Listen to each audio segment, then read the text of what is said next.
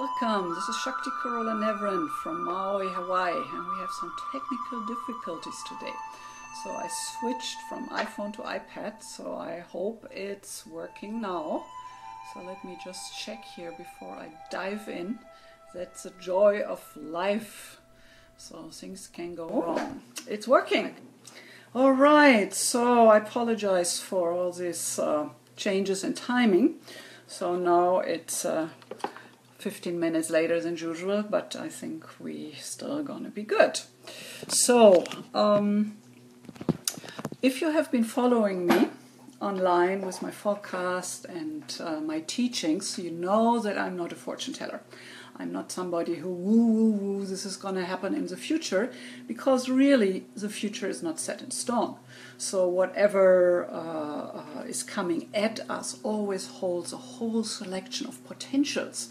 So in my perspective, especially my kind of astrology, which is called evolutionary astrology, we look at the planetary principles and what's going on in the heavens, the celestial waves coming at us.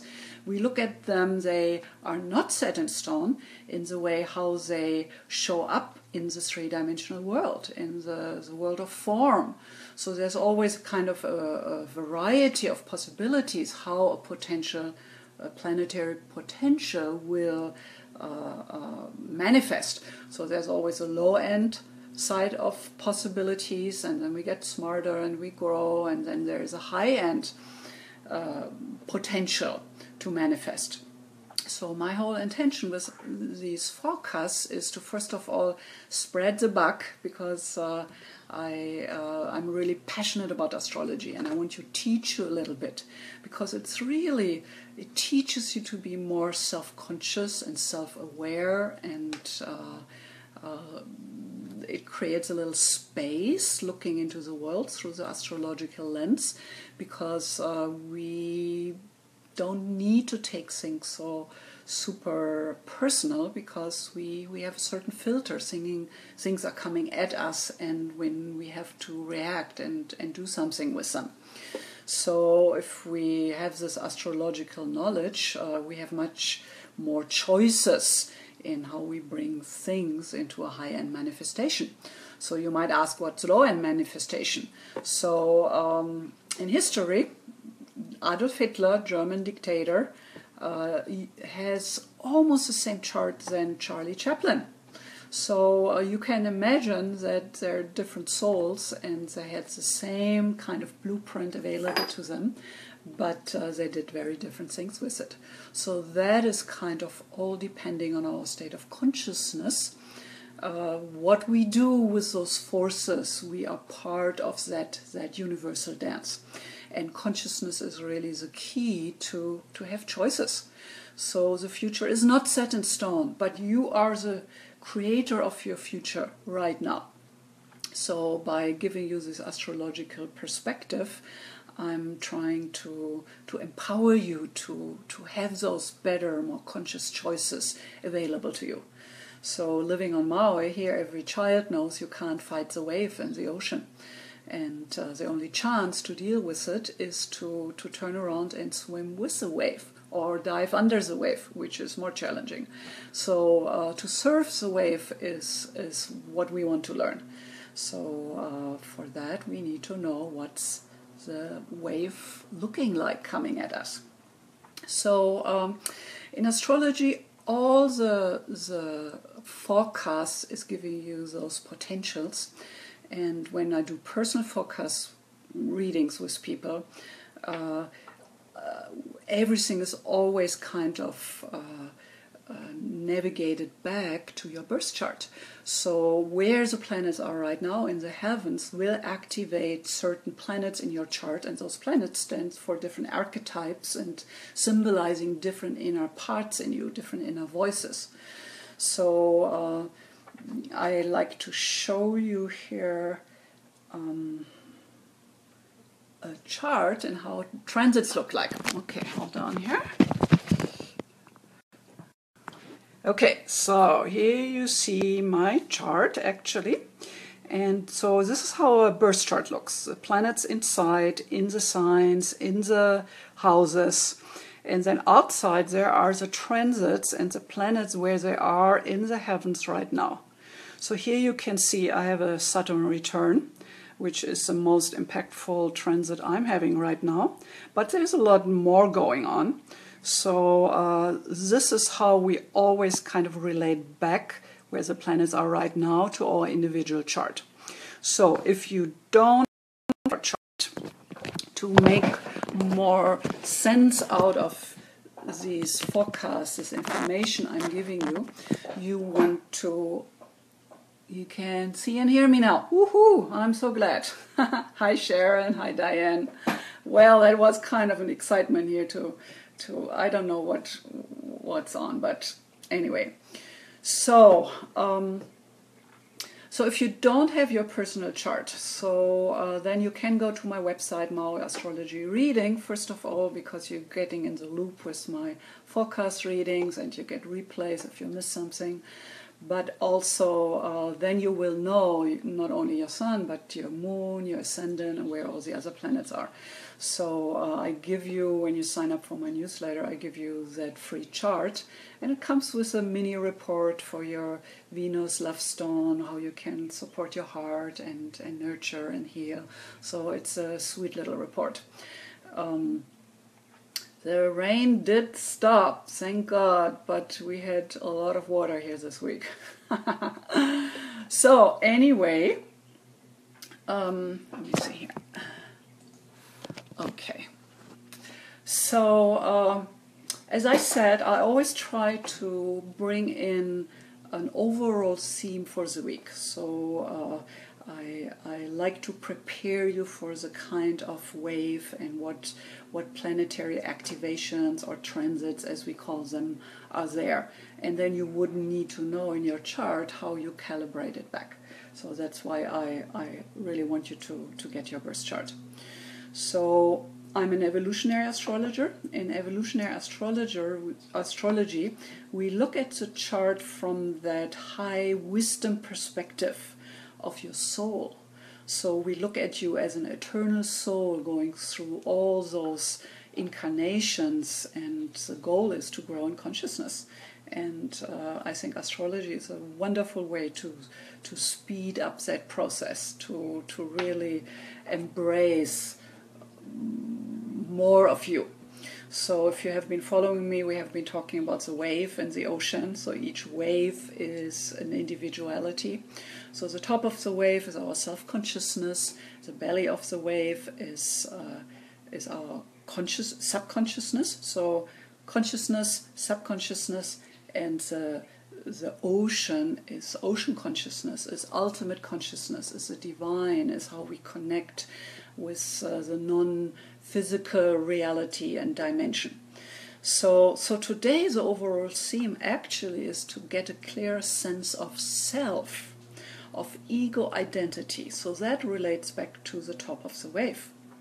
So in our ego perspective, in our sense of self, we do have needs. We do need a certain sense of safety, of love in our life, of accomplishment and success, and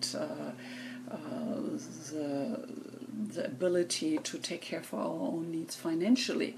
So this all relates back to the top of the wave. The problem is that most of the time that is the only part of the wave we are aware of. And Carl Jung, who used that metaphor the first time, he says that the top of the wave is only 5 to 10%, which is really not a lot. And there are all these unconscious drives and instincts, and that's fueled by childhood memories or past life memories. And we often don't even know why we react a certain way. So the goal is really to ultimately realize that you are not the top of the wave, because ultimately you are the ocean. The wave is by definition part of the ocean. So this week we kind of get reminded that there at the top of the wave, this is where our self-awareness is, our identification. And of course, when we are aware of this is what is, this is who we are, this is the beliefs we hold, then we have the chance to expand and step out of that. And enlightenment is just that you shift that identification point from the top of the wave to where the wave meets the ocean, the ultimate. So this is really waking up our enlightenment. So any kind of therapy or journey to become more aware of unconscious structures will bring down and widen that sense of self. So on a spiritual journey, it's actually quite important to have a sense of self. So this week is really a good time to connect with an awareness of that self and the needs of that self. Okay, after we got a little bumpy start, I got a little bit off track here with my preparation. But with life you have to fly by your pants, I was told. So I just want you to know that I really appreciate you being here, especially the people who come back week after week. Diane, Sharon, thank you so much for all your support and your comments. So even if you listen to this after the live presentation, you can still leave me comments and ask questions, and I will monitor and get back to you. So make sure you use this chance. So a little bit about me for those who don't know me yet. I'm an evolutionary astrologer. So we look at the whole chart, not just from the psychodynamic perspective, but also from what it is really about. What is the spiritual destiny? What are the areas of karmic healing we need to do to widen our consciousness, to tap into deeper layers of our wave and ultimately into the ocean? So I'm doing counseling work with astrology, one-on-one. I teach astrology. I'm just in the process this week, to launch my Master Astrology Academy, where I teach the nuts and bolts about evolutionary astrology. So that's happening on Friday, so I'm going to let you know if you're on my newsletter list. I'm also a published author. I wrote a book, Introduction to Astrology, and how you can support and balance areas in your chart with gemstones. So my book, Jewelry and Gems for Self-Discovery, talks about that. And because I used to be a jeweler and an astrologer for many years, I truly love gemstones and the beauty and the perfect crystallization and frequency it brings in a very balanced way into the material realm. Thanks, Diane. Yeah, this is really exciting. Okay, so astrology as I use it and look at it is really about consciousness, about self-consciousness. It's about self-inquiry, and when you're conscious about something, then you have a choice to implement high-end. So yesterday we had a big day. We had the lunar eclipse in Pisces, so that's the last eclipse of the year, and the lunar eclipse was kind of a reboot emotionally in the sign of Pisces, which was the last sign in one circle of evolution. Remember, the zodiac is just a symbol for evolution, for growth.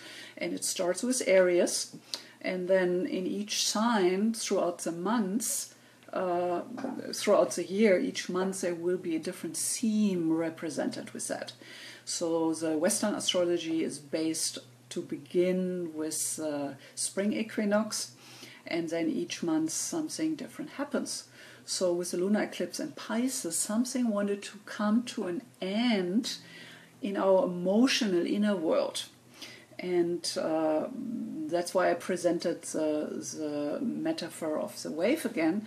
Pisces is connecting us with a big channel all the way down into the unconscious, not only into our own unconsciousness, but into the ocean consciousness. So Pisces is always about that mystical, spiritual connection to something bigger. And this is where we can find a lot of joy and happiness and ecstasy and connection to something bigger. So I do believe whenever we are able to let go from our 5 to 10% ego identity, this is where we raise in consciousness and where we feel better, we feel more connected. And whenever we're just identified with the very tip of what's available to us, we have the tendency to feel disconnected and isolated and alienated from others. So that's not a very comfortable thing to be.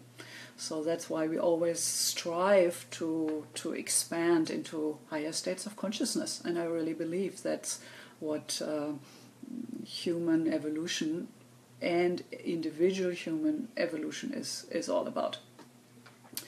Okay, so yesterday there was a full moon lunar eclipse in Pisces, so there was an integration coming to an end in one cycle, really emotionally felt, because the full moon is very emotionally, everything is kind of bright and in the light of consciousness. The difference between a normal full moon and a full moon lunar eclipse is that the full moon is kind of tapering off towards the end of the month, but the lunar eclipse is kind of valid and impactful for about half a year. So whatever your day looked like yesterday, that kind of might give you some information about the seeding moment expanding into the next half year. So that's why the eclipses are quite a big deal. Okay, so this week we will have the autumn equinox on the 22nd, and the sun is stepping into Libra. So that is kind of a big shift. It's kind of the beginning of autumn, the beginning of harvesting, what we might have started earlier in the year. So that's kind of a really subtle but strong shift in energy. And also this week we have Venus stepping into Scorpio.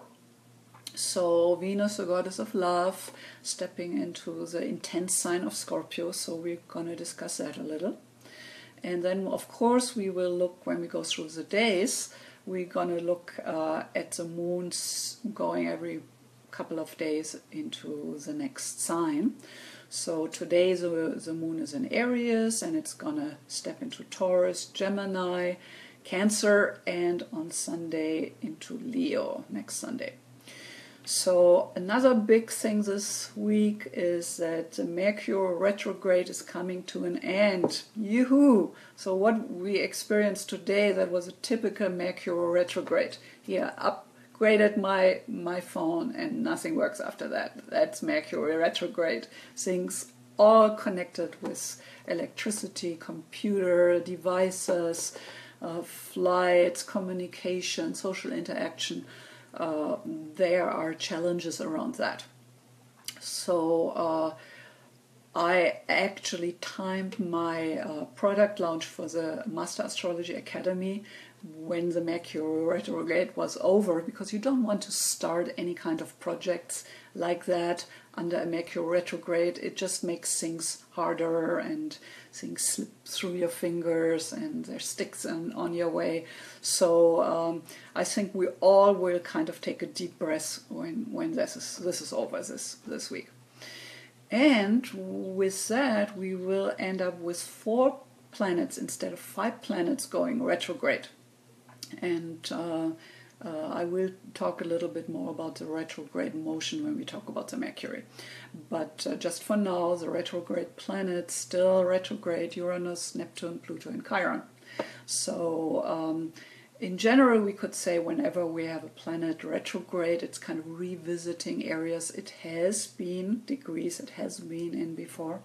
So I don't necessarily think retrograde is a bad thing, but you want to take extra care in retrograde times according to what the planet symbolizes. Okay, so let's jump over to the daily discussion. So today the moon is in Aries. That's a big shift, and it's a big shift because the Pisces one circle came to a conclusion yesterday in Pisces.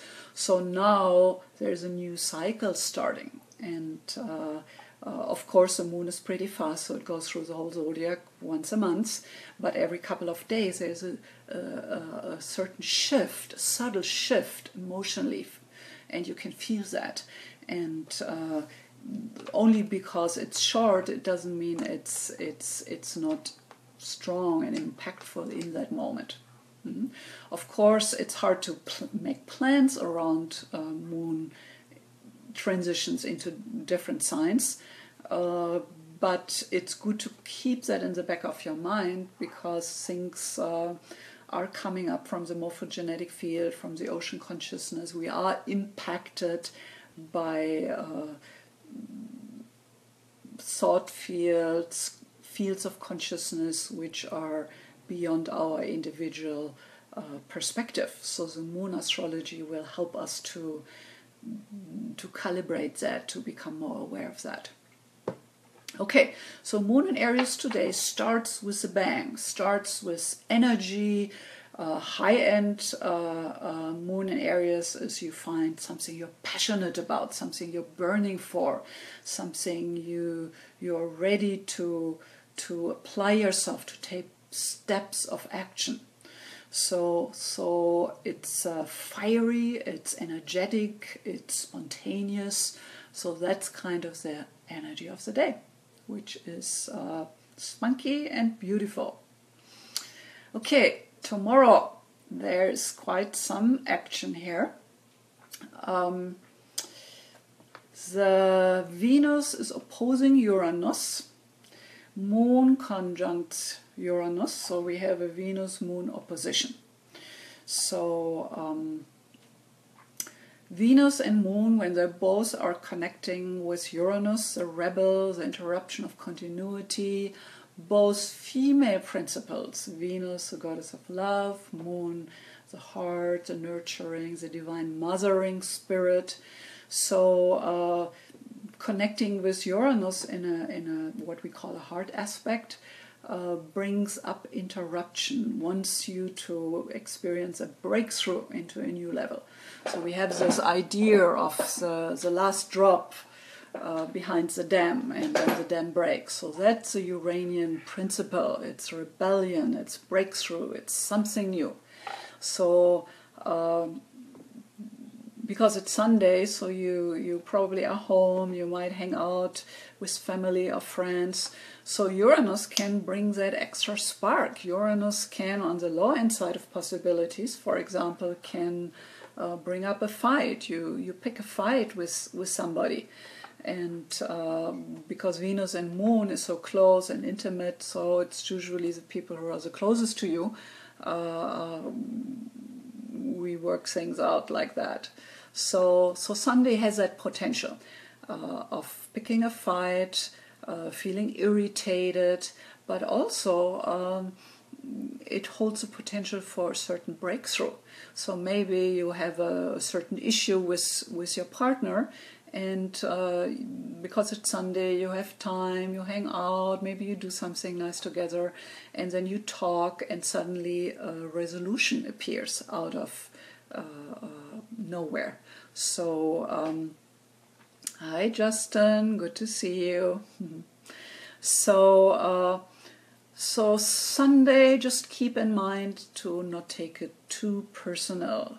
There will be tumult in Venusian and Moon areas.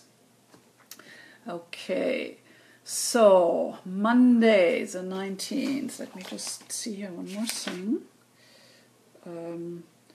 Okay, Sunday the Moon enters Taurus. So we have a shift. Moon.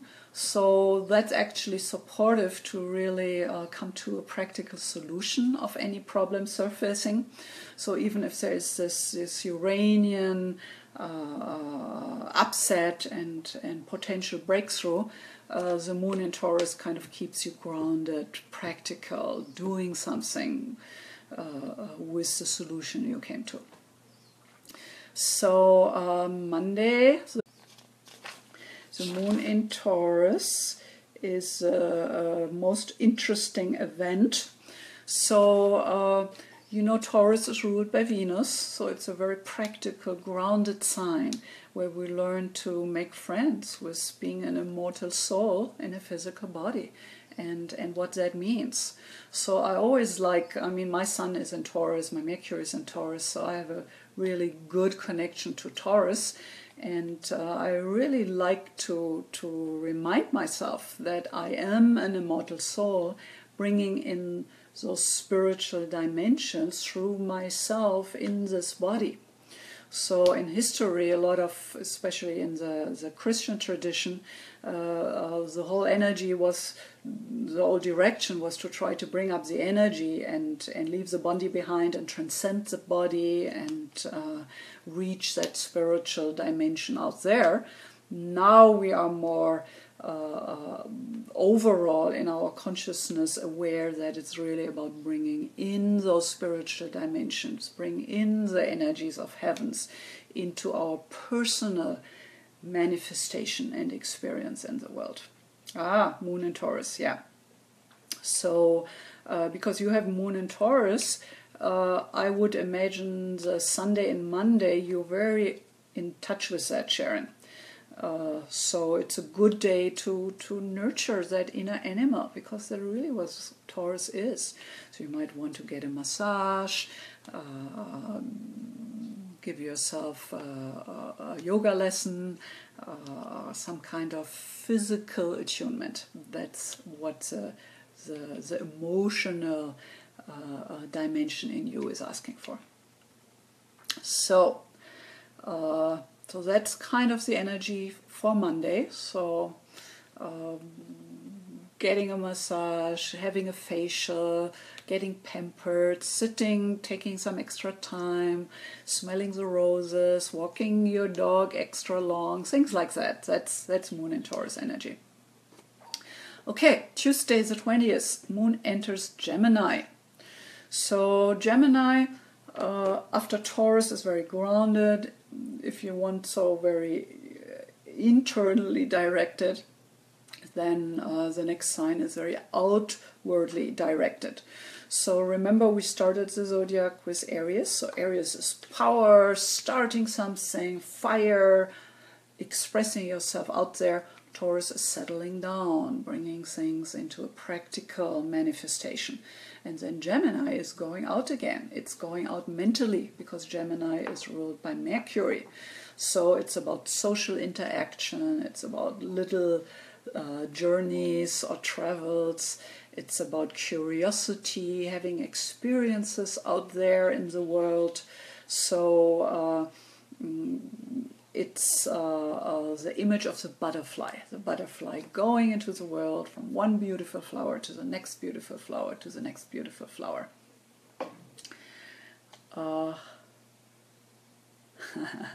Okay, all right, Sharon. Sharon, it also means that you're very attuned with the principles. And I really hope that this way of looking at things in the long run will really prepare us to be our best self, to really be able to choose manifestations on the high end of things. And truth to be told, we learn the best on the low end. This is where the pain and the suffering is happening, and this is kind of pushing us forward into finding different ways how to do things, how to be in the world. So it seems like pain is really the biggest motivator for change and growth. Okay, so Wednesday, the big day where Mercury turns retrograde. So let's talk a little bit about retrogression. So whenever a planet is retrograde, it kind of seems to go backwards from our perspective from the Earth. And it kind of revisits degrees it has been in before. So you can imagine this going backwards doesn't fit well with our usually wanting to go forward with our ideas, with projects we have. That's always, into the future, projections and steps we want to take into the future. So when the energy is kind of going backwards, it just means we have to pay extra attention to go forward, to take the right steps, and to push it a little extra hard. So in general, we say problems can occur around computer stuff, emails getting lost, you missing your planes, your luggage gets lost, that kind of stuff. But also if you have to sign a contract, either if you can avoid doing it under Mercury retrograde, that might be a good thing. If you have to sign it, then make sure you read the small print. So that's what I mean with retrogradation. You have a second chance to deepen in whatever the sign the retrograding planet is in. So Mercury turns direct, and I always give it kind of a couple of days around it. That's why I planned my Master Astrology Academy launch for Friday the 24th, so I have a little extra space, so I'm really sure the energies are flowing forward again, and hopefully take me with them.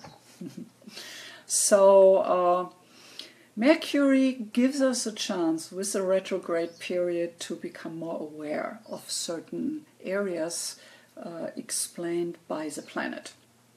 So here the retrograde is happening. Let me see. Today is 16 degrees in Virgo. So it has been going back and forth in Virgo, which is ruled by Mercury. So it's a strong Mercury, and it's a Mercury which wants us to pay attention to details. That is the perspective of Virgo.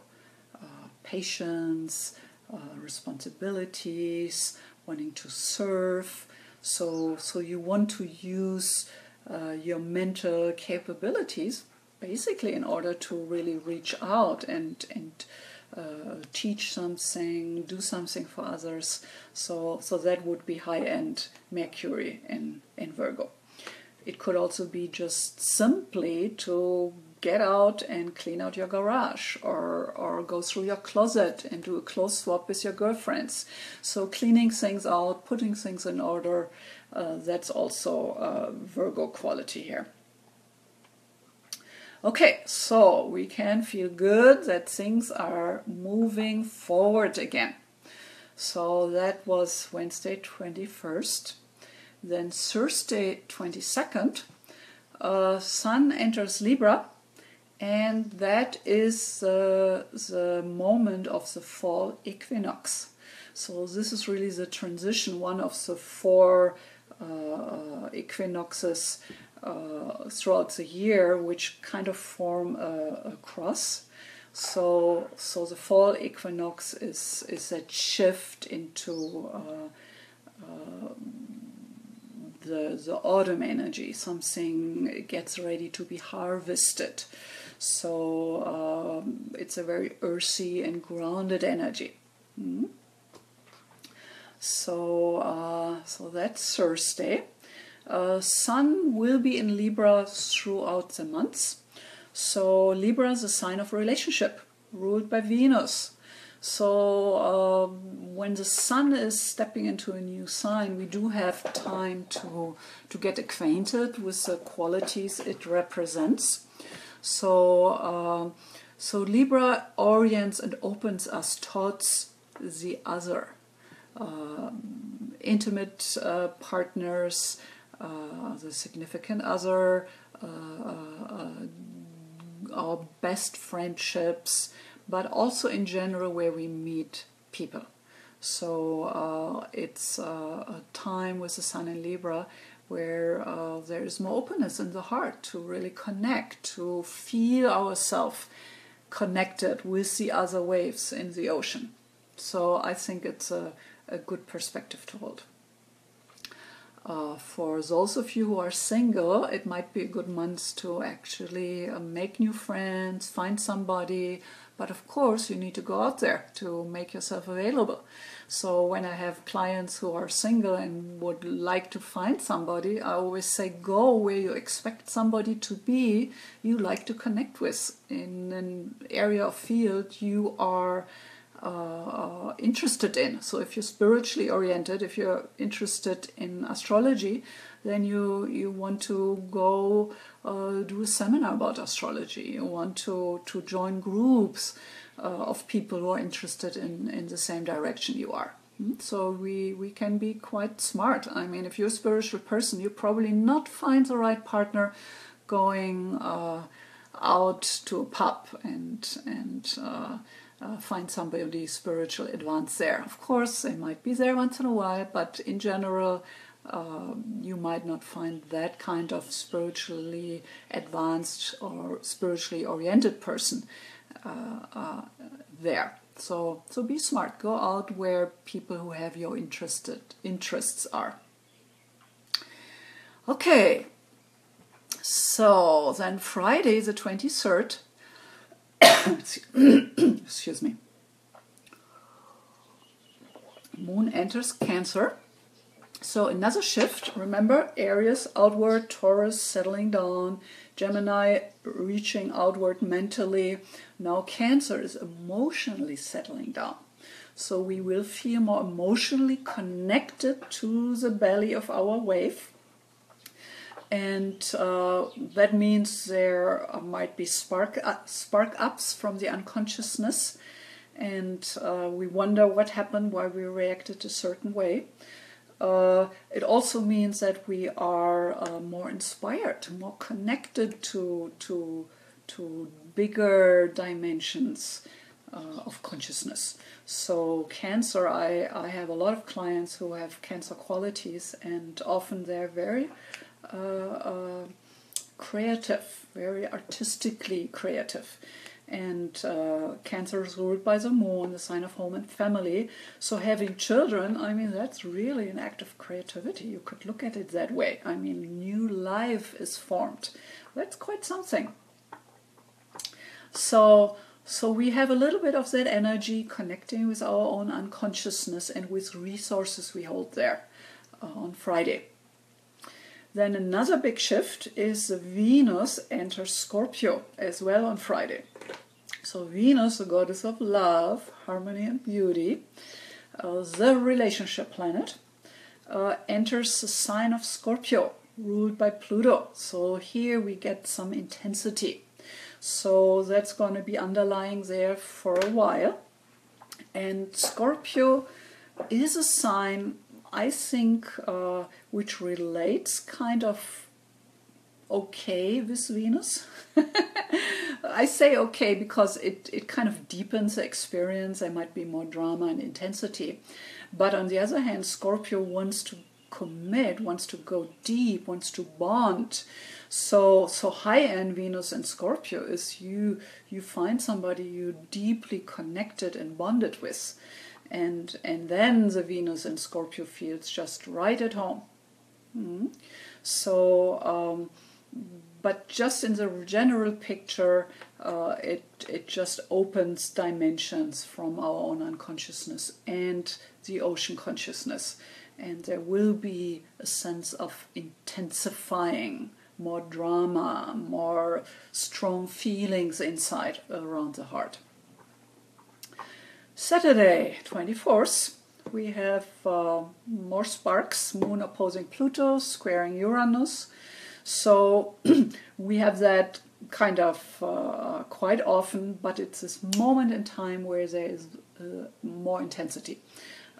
Because it happens so fast, it doesn't necessarily mean you have to have an event or something happening in your life, but it might just be an hour where you feel more agitated or frustrated or discontent than usual. So it could show up like that.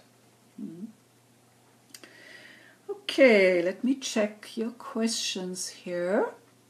Okay, Diane. Your Mercury is on your south node. Okay, So then that retrograde motion is happening and connecting you more consciously with unresolved structures, unresolved karma. So I would say for you that is definitely the whole retrograde phase, and now the turning around will kind of loosen the knots there. So you will have a chance now to move more towards your North Node, which is really symbolizing your karmic destiny, where you go in this lifetime.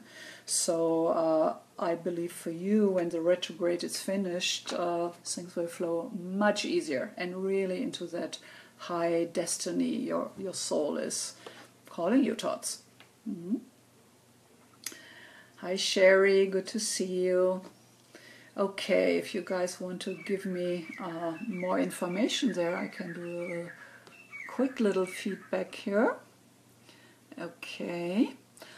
Gemstone of the week. I talked last week about the black tourmaline as an extremely wonderful stone to ground ourselves, to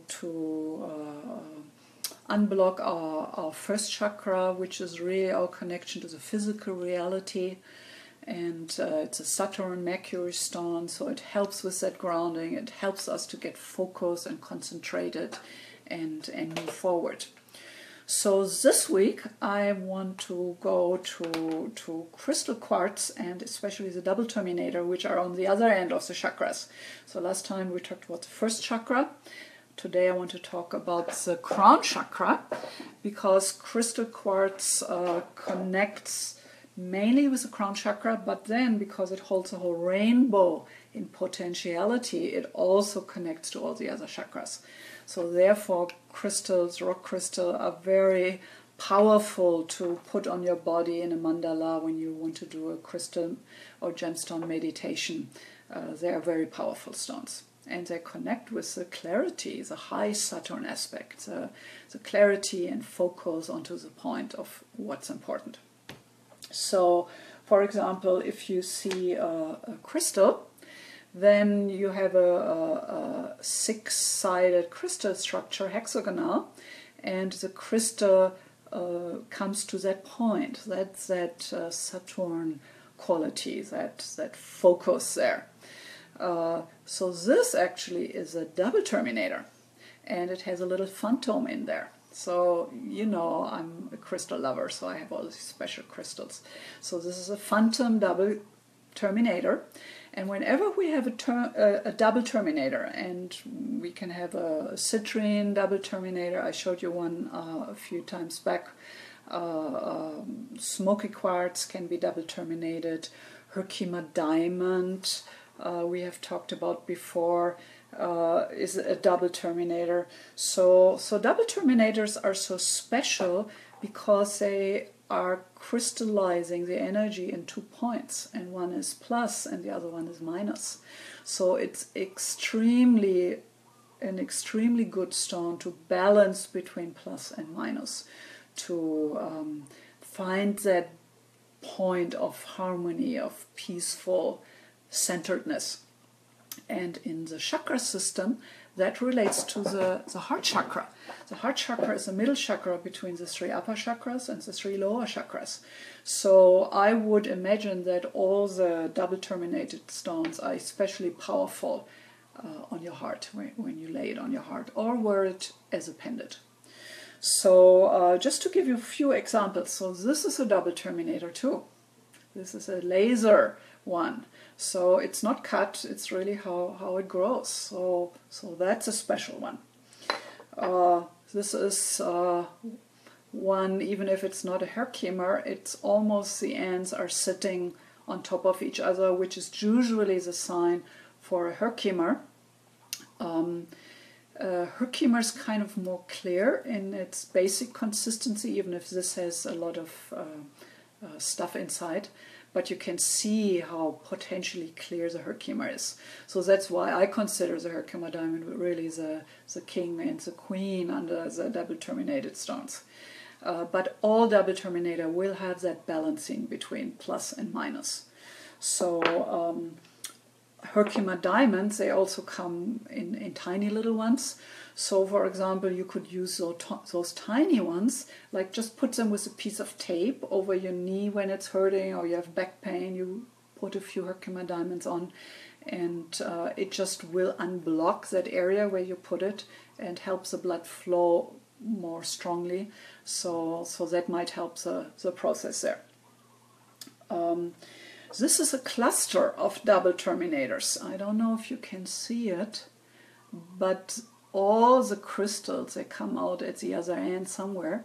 So this is a very powerful piece for meditating with it. Have it lay on your heart chakra, or if you're aware you're blocked at your throat chakra, then you put it there. So it's a very powerful energizer and balancer, so to speak. And this is how a normal group of crystals, falling apart, is looking like. So you can see they are group beings. So crystal quartz, they are also often crystallize with other gemstones. So we can have crystals with tourmaline in them, this rutile quartz with the golden lines in it. So crystals have a whole lot of different forms and qualities, therefore. But the overall quality is always that of light and focus and clarification in your process. So remember, I started out, I said the overall theme for this week was about self and really becoming aware of your ego structure and your needs. And then you are really aware of from what point of attraction you're creating your future. And this is really my whole point in astrology, with teaching you and educating you to be more empowered. How you want to create that future? How do you want it to look like?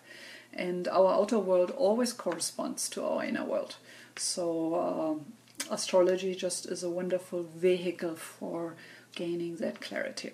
And of course, if you're following me with my forecast, you will learn a lot of astrology, because I discuss different planets, different signs, and how they come together every week. And of course, Sharon, Diane, you have to re-listen to some of the information, because actually I think 90% of my listeners are new listeners, so I have to take care for them as well. So thank you for your patience there. Okay, so now it's time to put in your questions. Paul, I see you there. Wonderful. And you guys are so good with supporting me with likes and hearts and comments. I really, really love it. So also the people who come later, I hope you're going to do that and share with your friends. If you think this is valuable material, put it on your Facebook page. Okay, let's see if I covered everything. Yeah, I think we did pretty good. Okay, so let me see if I have some more questions. Sore neck, Herkimer. Yeah, try it out. It can't hurt. I have had reports from people with knee pain, with lower back pain, neck pain I haven't heard yet. But let me know later how it works for you. Paul, you got a Herkimer diamond. That's really wonderful. I just love them. They're so potent and so wonderful gemstones.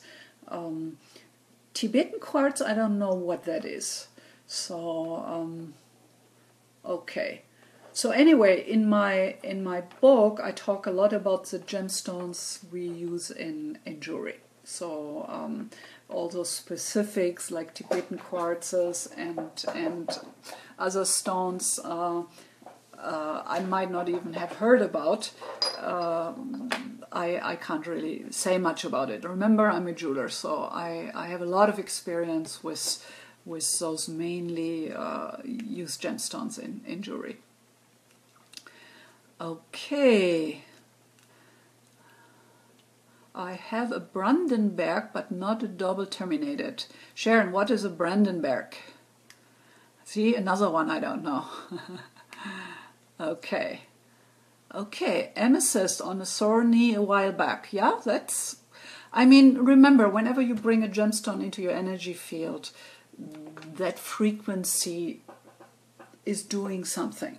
So I actually met a woman in Germany many years back when I was in the beginning of discovering gemstones for healing, and when I was still on the fence, oh, is it really doing anything, or is it all projection and illusion?